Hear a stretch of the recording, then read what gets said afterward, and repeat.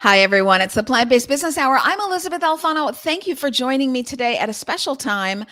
I am going live speaking with Israel today, and I have a very exciting guest, the CEO of the Kitchen Hub, Jonathan Berger. I want to bring him on right away because there's so much to talk about as to why Israel is leading the world in plant-based innovation and what that means. Jonathan, thanks for being with me when I think it's 11 p.m. your time. It's 9 p.m., but it's been a long day. It's been a long day. Well, thank you I'm for doing excited this. to be here with you, and thank you for inviting me. So happy to have you with me. So I talk about this all the time on this show, that Israel is up to some incredible stuff, really leading the world in food tech, I'll say VegTech, plant-based innovation. You have a very unique relationship with entrepreneurs and government combined, as well as private investors. But first, for those who maybe don't know, if you're in the plant-based sector, maybe you know, but if you're an investor just getting into the space, maybe you don't know, what is the Kitchen Hub? Yeah, sure. I'm glad to share that. So we are a seed stage investor and a food tech incubator. Um, our single LP is the second largest food company in Israel, called the Strauss Group. Um, Strauss is partnering with PepsiCo and Danone. They have various businesses around the world, and they are quite unique in their innovation, I would say, view about how to do things in a creative way.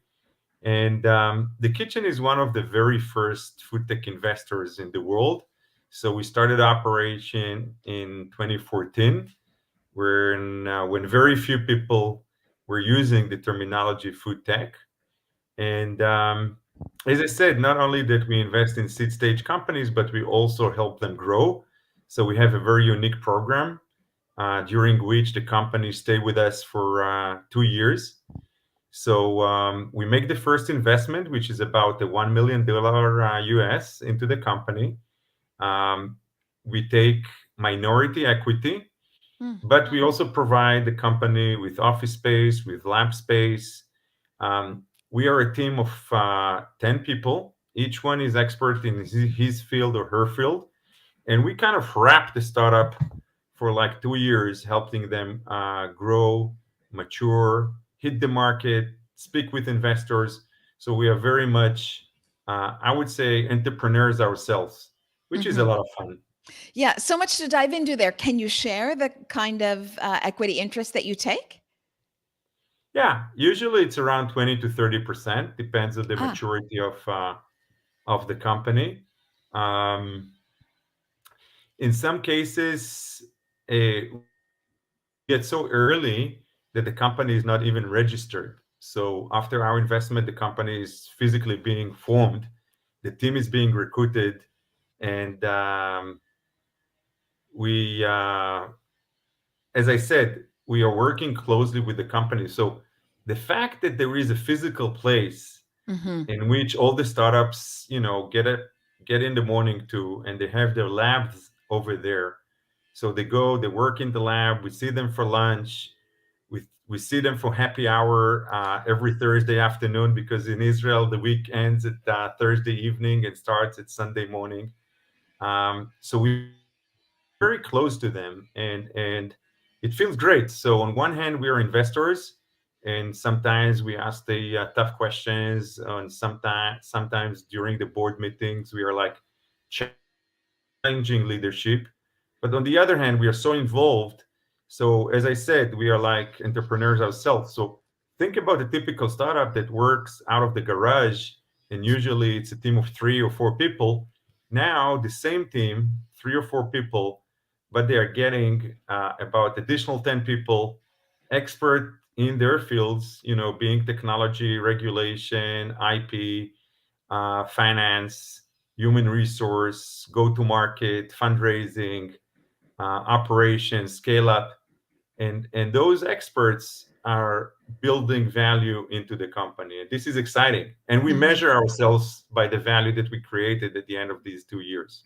Mm-hmm. Yeah, I think this is really exciting because when I think of a US incubator, I don't envision anyone that's really all encompassing, so helping with human resources and finance and business development, I think of a short 8 to 12 week program, sometimes 16 weeks, taking a smaller bit of equity, 7%, 10%, 5% even, I've seen, but not being hands on at all. And one of the criticisms I often hear is that the businesses that go through the program come out not really knowing anything. You know, they maybe they have more connections, maybe there's a Rolodex networking situation, but really they haven't advanced much in terms of learning or the product development. But it seems that you're taking more equity, but you're really hands on. No. We are taking more equity because we are investing $1 million US. And all the incubators that you're referring to are investing like $50,000 to $70,000. It's a huge difference. Mm-hmm. Yeah. So the typical check size is around $70,000, and the equity taken is about 5 to 7%. So valuation wise, Mm-hmm. this is at a much lower valuation, which is progressive towards a startup than the valuation that we are taking. So if we are taking 20% for $1 million, you're talking $5 million post money, right? Mm-hmm. If you're taking 7% for $70,000, that means that you're talking $1 million post money. So we are like 5 times cheaper for the investors, for the startups, than the typical accelerators. So, Mm-hmm. and everything that I was referring to is free of charge. How do we do that? This is where the state of Israel comes to play. The fact that we can finance these super expensive OPEX, the salaries, the space, etc., is thanks to the support of the Israeli government through a program called the Israel Innovation Authority. And I don't know if you're familiar with this figure, but on a per capita basis, the government spending on R&D in Israel is the largest in the world. Mm-hmm. So, and is that R&D just for food tech? No, that's R&D period across all sectors. Across all sectors. Mm-hmm. I did know that the Israeli government was quite active in investing in innovation, really wanting the country, I believe, to be on the forefront, although food takes a very particular priority, I believe, because food security in the Middle East. But you tell me if this is accurate. Is it because food security in the Middle East is a concern and therefore the government invests heavily in alternative proteins, plant-based innovation? Or is it just generally that Israel likes to be out in front on innovation? It's a combination of both. So yes, you're right. In many aspects, Israel is like an island. Most of our borders are not like free to cross, like in the Yes. US. So you can go to Canada or to Mexico freely. In Israel, you cannot cross the border to Lebanon, either to Syria. Maybe to the Palestinian Authority, you want to cross you can cross the border, but you don't want to. So we are like practically an island. Yeah. But the major reason is that the state of Israel is a very, I would say, interesting investment philosophy. They believe that taxpayer money should go to industries in the infant stages, in infancy, meaning that when an industry is mature and investors are coming and investing, and let's take, for example, the cybersecurity vertical. So Israel is known for very successful startups in cybersecurity because the Israel Defense Forces, etc. And this is a well-known fact. So there is a lot of money coming into this sector. Guess what? You wouldn't see government investment into these sectors because it's not a good use of taxpayers' money. Okay, but food, Yes. because the time to exit takes time, and because this is an industry or vertical in infant stages, you see government involvement and encouragement of investment. Mm-hmm. And the government is financing the early stages, which are the more riskier stages. Yeah, so it's this unique triangle of government support early on, and private money early on. I believe you have private, LPs, as you mentioned, in the Kitchen Hub, and then this entrepreneurial innovation spirit drive that makes, I mean, I just want to bring up right here, sorry for people listening on audio only, we've got this incredible map of all of the companies, and I'm sure it's probably not even updated in full. So I imagine that there are probably even more companies here. But if we look at, let me just give you some more space here. If we look at this graph, you see how many companies you have invested in this triangular support of government, private money, and entrepreneurs coming together. And you also see how the Kitchen Hub is kind of a circular economy in and of itself, in the sense that you're there supporting in all ways, so product development, but also business space and sort of admin support. But look at some of the names coming out of the Kitchen Hub out of Israel. Aleph Farms, of course, we all know that. Future Meat, one of the largest raises of 2022. Do I have that right? 347 million. Do I have that right for their Series B? You have that right, but Future Meat did not come out of the kitchen. So, as a matter of fact, only part of the names here came out of the kitchen. But we are very much involved, and this is why you have the kitchen brand here. We are very much involved in supporting all the Israeli ecosystem. And when I say supporting, that means that we have events and conferences in which we connect between investors and strategic partners to the Israeli startups. So we believe that part of our role as I would say, an industry leader in the space of food tech in Israel is to make the ecosystem of the Israeli food tech competitive in global perspective. So we want the Israeli startups to be as successful as their peers in the Silicon Valley or in Singapore or in London. There is a very strong scene of startups, or in Berlin or wherever. So we look at the global map and we see how can we compete with other startups, how can we bring value to investors in their investments. So this is why you thought that all those startups are the kitchen startups, but the truth of the matter is that just probably 24 companies in that map are portfolio companies of ours. So we made 24 investments to date.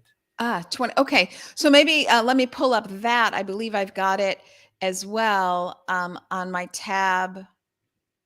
Hold on here, people.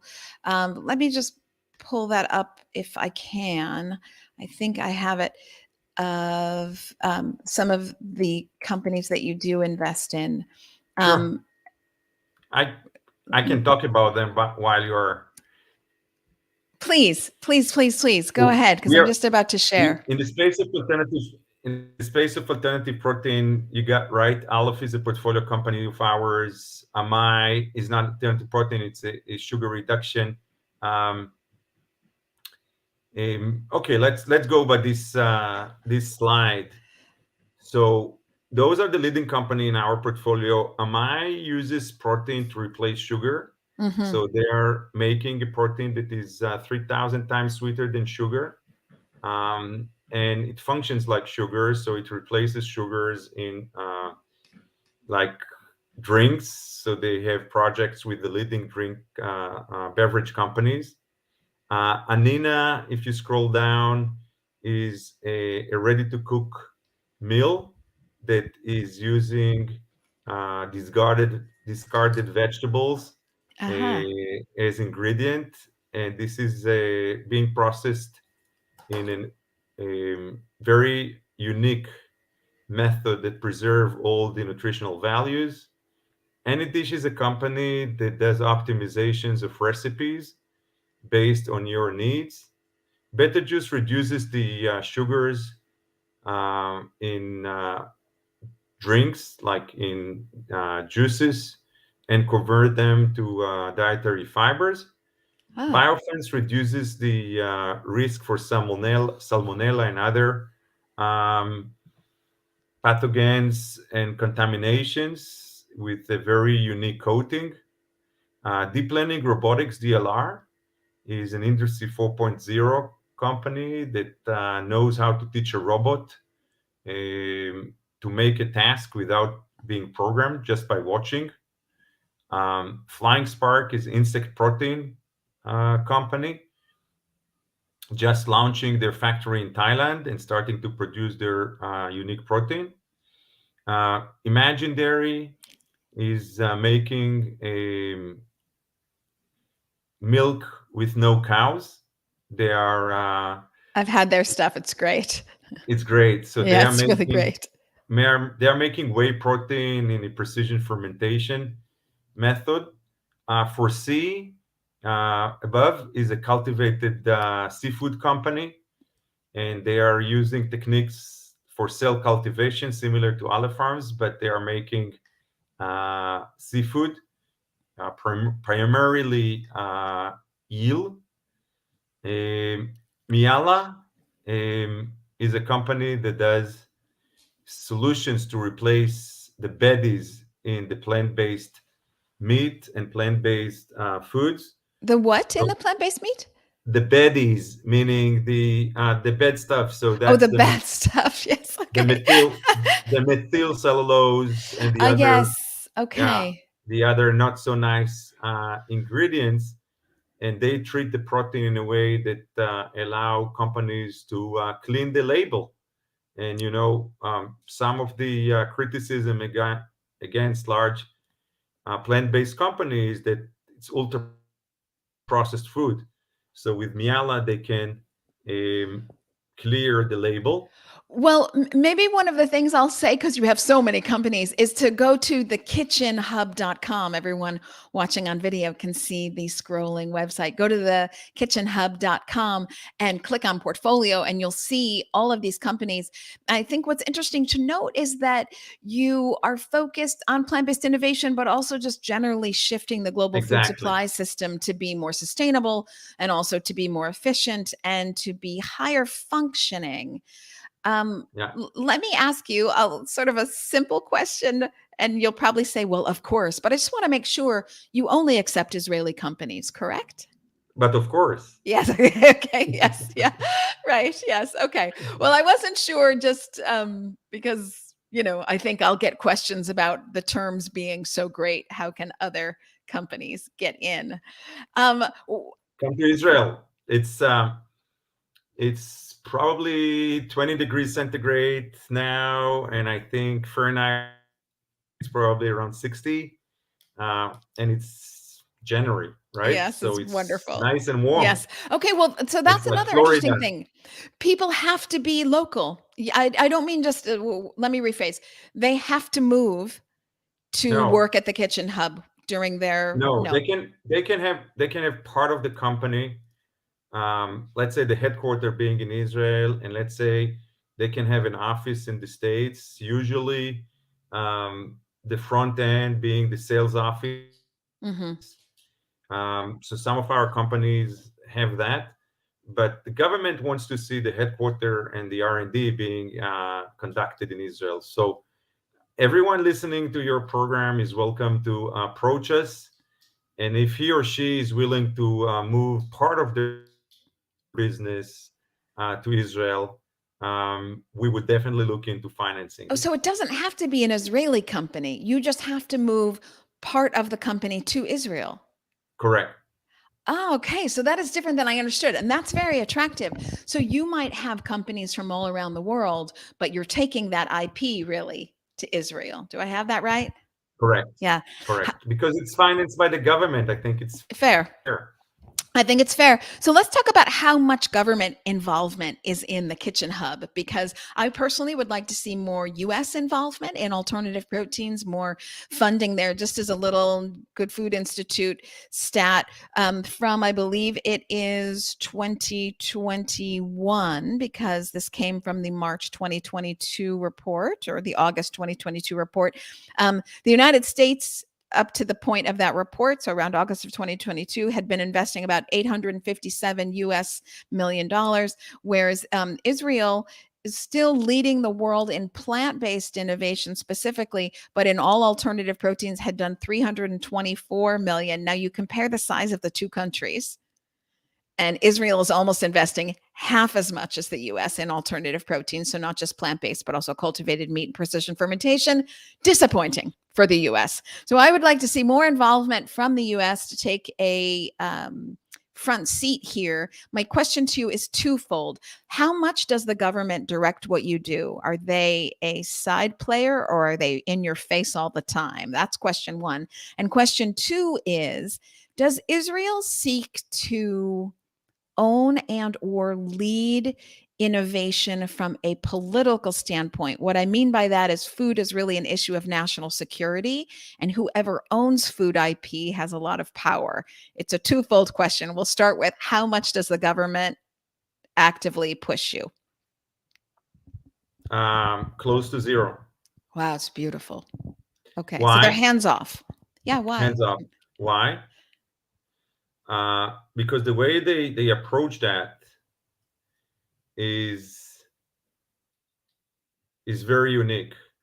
So they run a tender, and they provide very attractive terms to leaders that wants to lead a program like the kitchen is leading.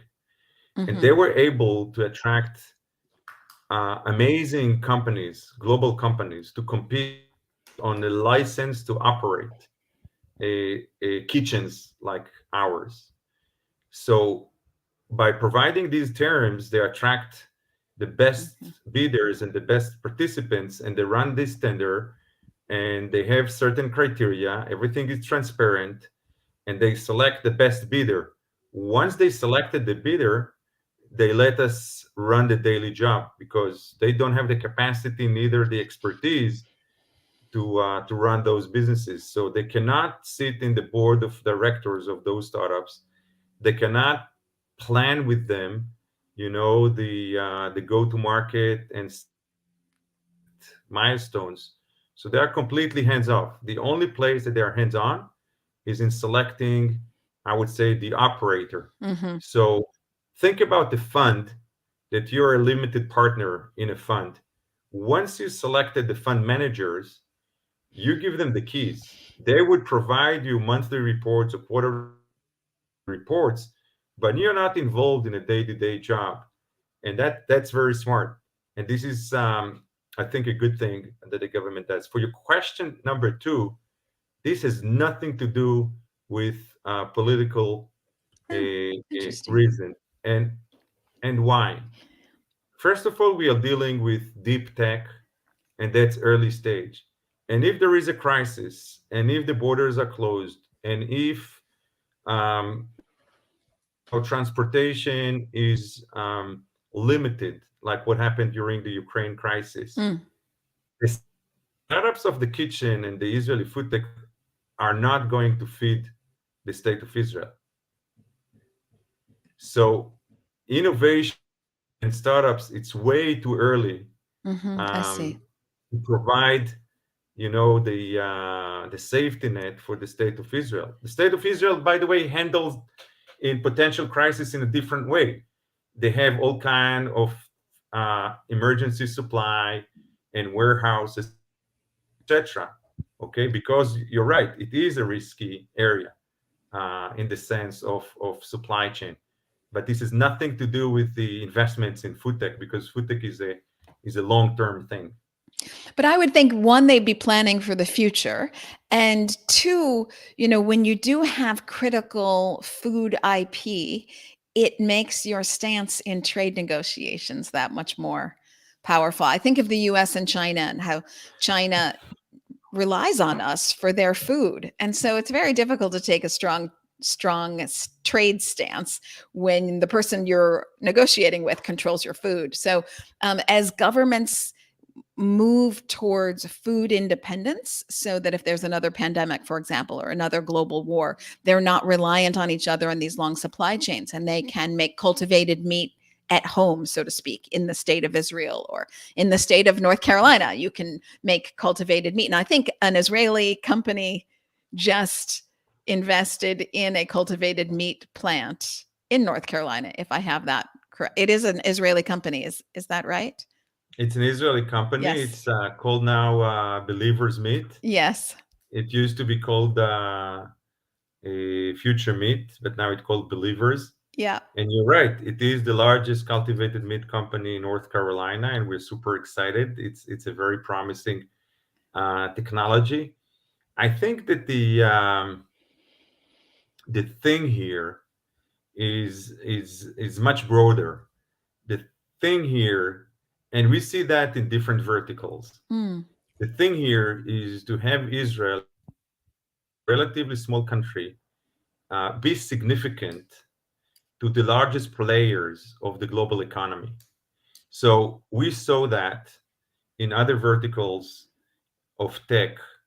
So every large company has their R&D center in Israel, being Microsoft, being a Apple, being a Facebook, and the idea is that this is a very significant source of IP for those global players. And I think that's the strategy of the government in the area of food tech.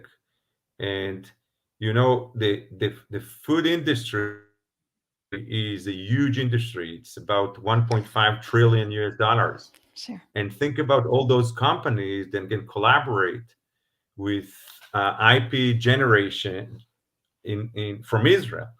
And that's the vision. So it's not on the risk and the food scarcity and the supply chain being challenged. It's more on the opportunity of changing the global food system from Israel Through advanced IP. through advanced IP. Exactly. Yeah. Yeah. It's very interesting. I think of Israel as being the tech hub of the Middle East, of course.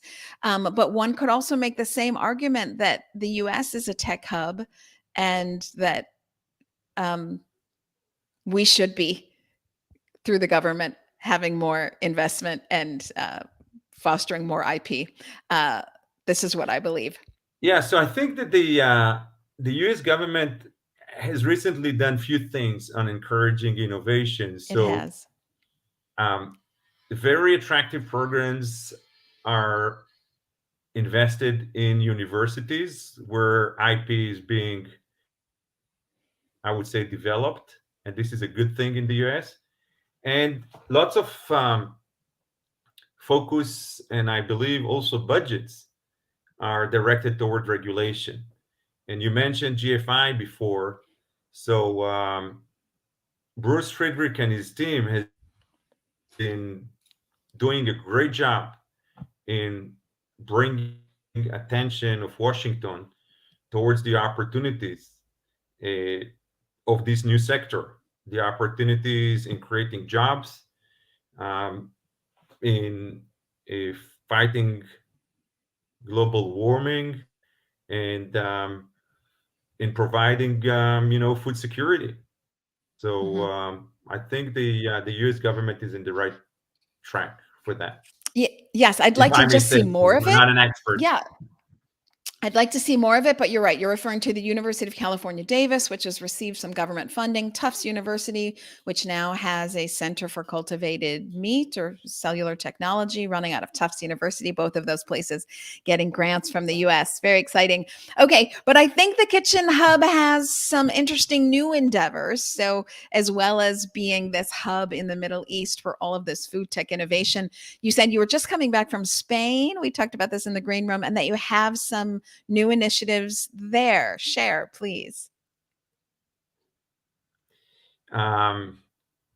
So I just came back from a meeting, no, at a meetup with a delegation that came to Tel Aviv from San Sebastian in the Basque area, northwest Spain, and so there is a delegation of chefs and other culinary experts. One of them used to be the chef of the Noma restaurants, the famous restaurants in Copenhagen. And they came to see the innovation of the Israeli food tech and to collaborate with promising startups. So they were like competition of few startups and a connection between this Basque Culinary Center, BCC, and I think that this is another example of how food tech from Israel is kind of being diffused into other regions. And you mentioned Taft University. So my partner in the kitchen at the moment is speaking in Taft University in a conference about cultivated meat. Great. So we have a company in the kitchen that is based on technology that we licensed from Taft University. And this company called Wanda Fish is making cultivated seafood based on technology coming from Taft University. And Amir is there talking about transforming technology from Boston to Tel Aviv. So this is super exciting. So yeah, the kitchen is a global player. This is why we stay up late to speak with the West Coast at the moment. And we love what we do, Elizabeth. We are really thrilled to be a global player, hopefully well recognized, and collaborate with many partners. So I can share with you that just this week we had a delegation from GEA, GEA, a leading equipment manufacturer from Germany, DSM Ventures, DSM, one of the largest ingredient companies, came to the kitchen. We would be hosting a delegation from Mars at the end of the month. Wonderful. And they all come to the kitchen to see innovation and to see how we can collaborate with them. So we are very proud to be a global player in that sense and to bring innovation to these leading companies. And you should be, because really you are a major player in the global space of food innovation. So it's not surprising to me that so many from around the world are visiting the Kitchen Hub. But I like what you're saying about collaborating with chefs. Of late, we've seen 2022, obviously a tricky year in the markets and tricky for all kinds of tech, certainly not just food tech. But it's interesting to see chefs getting more involved. So and I'm not quite sure they're founded complaints, quite frankly, because I think there's also a lot of negative campaigns against the sector at the moment from organizations like Meat Lobbies, et cetera. So, but there have been some complaints about clean labels and what that means. I'm not even sure people understand the labels, so they're ready to attack it. But methacellulose isn't all that bad in its own right, as I understand it. It's basically based on bamboo. So, we can discuss that at another time. But 2022 was a tricky year, and there were complaints about taste or performance or functionality. And when you start to work with chefs, you really see the horizon of better food options. Bill Gates just recently said in a CNN interview that he believes the innovation around plant-based options will get much better and the taste will get much better. And when you bring in world chefs, like chefs previously at Noma, you see that possibility. Can you give us a time frame for when you think we'll see, I'll call it version 3.0 of plant-based? So if the 70s was version 1.0, and then this recent boom of, let's say, 2016 to 2021 was 2.0, when will we see the next elevation for plant-based? Earlier than 2 years. Earlier than 2 years. So you're thinking like mid 2024. Correct. So there are companies that are Gen 3 right now, meaning um, clean label, okay, only 5 ingredients on the label, um, ingredients that you have in your kitchen, like tomatoes, rice, lentils. These are the only ingredients in the plant-based meat that they are making. A good example is a company called Real Bite, and Mm. they're already selling. They're already selling in Europe. So I'm super optimistic. I think what happened with Beyond and the share being slashed is a learning experience for all of us about the consumer being very demanding. So price is an issue. You can charge high price at early stages. So first time try, but if you want someone to buy it on a regular price on a regular basis, that has to be a cost priority. And I think there is a lot of effort for many startups to provide technologies, processes, ingredients, etc., to the plant-based producers in order to make sure that their product are at cost parity with the um, traditional proteins. And then on the nutrition, so the challenge is to be as tasty but more nutritious, and technology can definitely solve that. Yeah. And the climate aspect, which is a given. And I think that the processes, and that we will have to communicate it properly. We're not doing a good job communicating this yet. But if you communicate it properly and be transparent to consumer, they will see that the products of the future are less processed, Mhm. contain less antibiotics, and healthier for you. And that would be Gen 3, as you said. Mhm. I really can't wait for this. I also just want to provide a counterpoint, if I may. I think the consumer sometimes wants healthier, but often when they reach for a hamburger, a animal based hamburger, they never think they're getting a health food. They don't want a health food. They're going out for a hamburger, french fries, and a shake. No one thinks in their right mind that this is a healthy option. So if they can get just 10% healthier with a Beyond Meat burger, 15, 20%, because it doesn't have trimethylene oxide or animal heme or cholesterol or antibiotics or hormones, I don't I don't think they're really going for that lentil burger, even if the lentil burger version 3.0 is going to taste great. I think for me, the point is the consumer likes choices. Sometimes you go to a birthday party and you eat birthday Exactly. cake and you never think, oh my gosh, this birthday cake is a health food. So, Exactly. sometimes you want junk and that's okay. And sometimes you want healthier. And the consumer likes options. Just go to the chip aisle or the bread aisle and you're like, oh my God, how many versions of chips? They're fried, they're baked, they're square, they're triangle, they line up, they're in a bag, they're free forming, they're strict, they're whole grain, so. And I think people should have that with meat. Really, when I look at meat now, I think very few choices for the consumer. Here's your ribs. It's the one thing. That's what you've got. Or here's your ground, or here's your sausage. And it's just not very consumer friendly in that perspective. So I would like 3.0 to be more representative of the options to reflect what consumers want in their life, sometimes healthy, sometimes not. And then I'll add one more thought about Beyond Meat.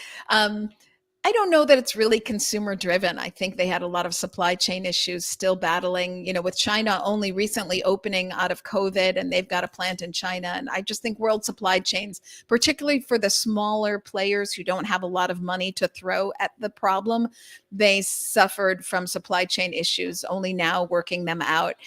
They're what they call the 3.0. I really love that burger. The Beyond Meat 3.0 is so nailed it. So, I Yeah. think they've got, when you're a public company, the stress is so different and Yeah. the pressures come from so many areas. So I'll just add that. But I love that you think 3.0 is coming in like a year and a half. Yeah. Yeah. I see it now, in the making. Yeah, it's beautiful. And do you have any other predictions? We're still in the beginning of 2023 here. Where do you see the sector going? I'll give you a little bit more color to that question. Uh, a lot of studies have said, oh, plant-based, at least speak for the US, is down in sales in the fresh department of the grocery store. What they're not reporting is that the frozen section of the grocery store is up, and that food service, so restaurants and university and corporate cafeterias, are up. So 2022 wasn't as bad as all that, but still, given how tricky a year 2022 was, where do you see things going in 2023? Oh, I have many predictions. I don't know if you Oh, would agree with them, but I'm super optimistic. So I think that plant-based is going to make it slowly but surely. For example, we have you mentioned food service and universities and colleges. So we have a very promising company called Zero Egg, oh, love and them. yeah, they are amazing. They sell in restaurants in New York and in the East Coast.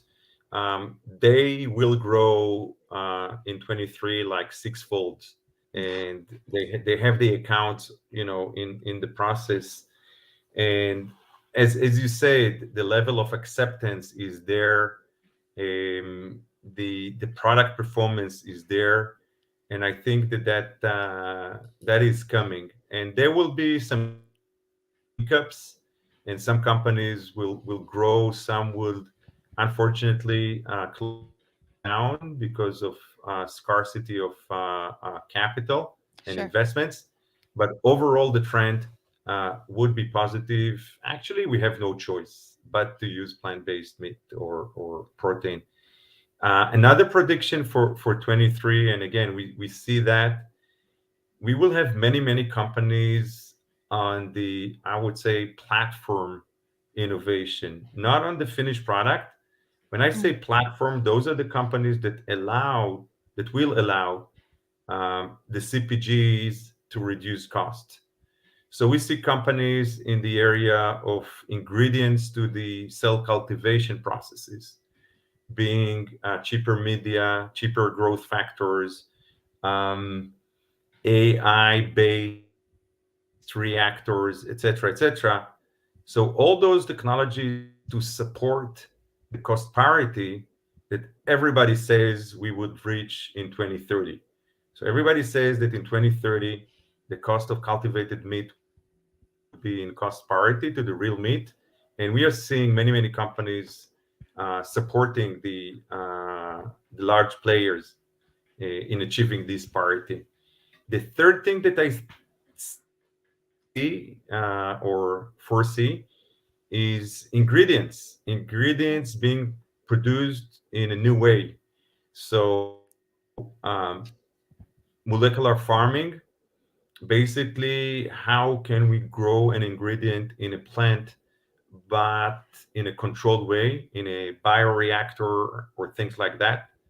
We see that coming, and that means that we would reduce the pressure on traditional agriculture by supplying alternative resources for agriculture produce, and what we call cellular agriculture. And we see that coming. We have precision fermentation helping us produce many new ingredients, and not just the whey protein and the albumin. Um, so I think that new methods of producing ingredients is another prediction or another thing that is coming. And I'm not sure exactly how, but I think what we are seeing around AI is finally coming. I think that Ah. we were talking AI for several years now, but now we see this a bit more stable and helping us optimize product development, processes on the production floor, etc., etc. And that would be a very significant technology in our desire to reduce costs. Mhm. So those are my predictions. So you and I agree 100%. I see that ingredients and that supply chain, all of the supporters of the CPG. So it's less the final CPG product, Exactly. and it's all of that supply chain enabling and making more robust the entire system. If I have a complaint, it's that, I mean, who could have foreseen COVID? But we weren't ready. We didn't have the infrastructure in terms of co-manufacturing plants as well as ingredients. We didn't have the infrastructure lined up to be robust when the demand was really there, and the demand was there when everyone was home cooking and wanting healthier options. And so I think we'll see that supply chain build out, which is wonderful.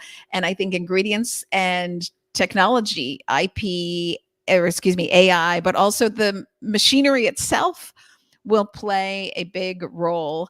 And I think 2023 is going to end on a positive note. I speak sort of from a market standpoint, because so much of what we do is at VegTech Invest is we invest in the supply chain up and down that is supporting those CPG products.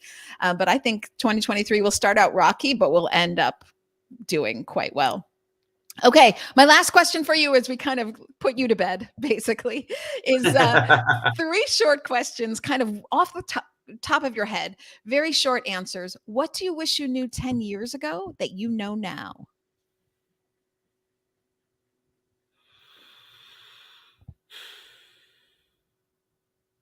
To select the best teams. To select the best teams. That's a good one. That's a Yeah, good one. I made some investment calls compromising on the quality of the teams, and that in retrospective was a big mistake. I wish I knew that back then, how to put more time, effort, and expertise into selecting the best teams, the best entrepreneurs. Mm-hmm. Yeah. Everything else is less important. Mm-hmm. It does. Investing, particularly at early stage, really does depend on that team. It's all about the leadership. Okay, if you're having a day that is not going your way, what do you say to yourself to get yourself back in the groove? That you need to be depressed in order to be able to celebrate. I mean, otherwise, celebration is not as exciting as it should be. I mean, in order to be really happy, you have to taste the opposite, right? So I've been around for some years to know that life cannot be happy all the time, and it turns to be true, you know. So we had a very intensive and successful period the beginning of November, when all the world came to Israel to see the VegTech IL. Mm-hmm. And then we had some depressing times around politics in Israel. Yeah. And it's this roller coaster. Mm-hmm. So that's basically what I'm saying to myself. Mm-hmm. I think that is the best answer to that question that I've ever had in the 4 years or so that I've been doing this program. I'm going to remember that one. Thank you for that. Okay, same busy day. This time it's so busy, not because things are going poorly, but because things are going really well. You're running around and you don't have time for lunch. What is your go-to snack? Oh, that's an easy one. That's an easy one. And you got me prepared. Okay, And you've got it with you? Elizabeth, we should tell the audience that we did not rehearse this part. Okay. So this is my bag, okay? And this is the snack. Oh gosh, I can barely read it. What does it say? It says Prestige. Prestige. Okay. Yeah. And you eat these Okay. all the time. Prestige. I've never had And one. this is a portfolio company of ours, and it is so tasty and so healthy because they're not using sugar to bind the ingredients in the snack. They are using technology of ultrasonic welding. So this is the first company in the world that is combining all the ingredients in the bar by applying tremendous pressure, physical pressure, and welding it with ultrasonic welding. That so exciting company that Mondelez co-invested with the kitchen in this company, and I have them in my bag. And whenever I skip lunch, and that happens often, this is my lunch. And I will tell you a secret: I have to eat 3 of them in order to cover for lunch because they're so tasty. That is wonderful to hear. I'll just note that yes, you have many partners like Mondelez and also Givaudan and other major players seeing the value of the Kitchen Hub. Okay, can I get pressed teas or do I have to go to Israel to get it? Because I am going to Israel for 2023 Food Tech IL. So we will send it to your home earlier than the Food Tech IL conference. Okay. Okay. I'm holding you to that. I want to thank everybody for joining us today on Twitter, LinkedIn, Facebook, and YouTube. And of course, I thank Jonathan, the CEO of the Kitchen Hub in Israel, for staying up so late and sharing with us all the knowledge and information and innovations that are happening at the Kitchen Hub. And really what I want to say is thank you for all you do, because you I should guys thank you, Elizabeth. It's been great. you Thank guys you. move the needle, really. I appreciate it. Jonathan, you don't go anywhere. Everybody else, I will see you next Tuesday. Thanks, everybody. This was fun.